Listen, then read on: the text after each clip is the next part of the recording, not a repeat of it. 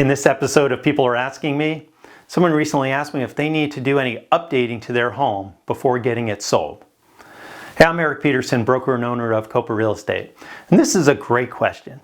First off, though, I want to go back to even the question. I don't like to think about it as updating, but more overall market preparation, because updating can seem to indicate a lot more work than what is typically needed to be done or should be done on a property. So updating might imply moving around walls, changing out flooring or countertops, something like that. We're usually not doing anything like that. The second thing is the quick answer is no, you don't need to do anything to get your home sold. However, the other conversation is, because the question isn't really do you need to do any updating or do you need to do any market preparation, it's what can you do in order to get the highest sales price for your house with the least amount of effort. So here are a few things that I think about myself personally when I'm selling my own personal real estate. Now, the first thing that I'm going to do is I'm going to create a buyer profile. I do this even if I'm not selling my home, even if I'm just doing any updating or putting any money into my property. I'm going to think about who is the typical buyer going to be for my property, where are they coming from, what do they like, what do they not like, right? What turns them on, what turns them off? Because I know that once you turn somebody off with your property, it's really hard to get them turned back on.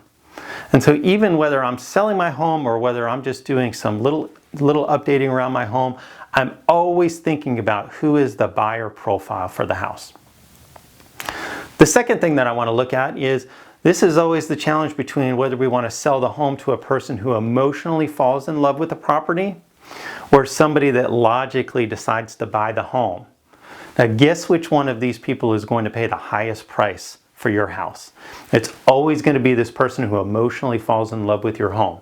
And so I'm going to look at taking care of anything within the property that's going to cause that person to really fall in love with the house, but also keep them from being turned off. You know, there's a saying called friction. And what that is anytime you're slowing down a consumer from making a buying decision, not only does that keep them from doing anything, but it confuses them, and a confused buyer just cannot buy. So I'm going to do everything I possibly can to sell my home to that emotional buyer. Now, the third thing that I'm going to do is I'm going to look at a hierarchy of projects that I might want to do that are going to bring me the best return on an investment. Whenever I talk to a potential home seller, they're often telling me that they're planning on doing work in different areas of their property, and those are often areas where they're not going to get a positive return on investment, and instead we want to focus on maybe those top 1, 2, 3 things that they should be doing, and not so much on number 15, 16, or 17 on the list that really aren't going to bring them any positive return on investment at all. So I'm always going to be cognizant of what we can do that's really going to make money. We always assume that our clients, that you're not selling your home just for the fun of it, that we're doing it to make you the most money. The fourth thing that I want to consider when I'm selling one of my personal homes is I want to defend my equity against any inspection issues. And so we want to take care of any of those little items that could be done for $5 or $10 or $50 up front that are going to cause that if we don't address, it's going to cause an inspector to really freak out the buyer about. So we always have to remember that the buyers often aren't getting a lot of professional advice when buying the home. And so things that I can do up front to take care of any of those issues, any of those inspection items, the better off that I'm going to be.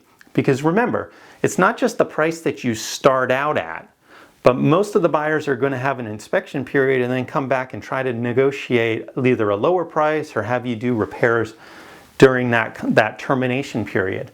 And so you don't want to just think about what's this top line that we're starting out at, but it's really what you put in your pocket at closing. If you got any questions about getting your home prepared for the market, give me a call or text directly at 512-791-7473. Thanks so much for watching and take care.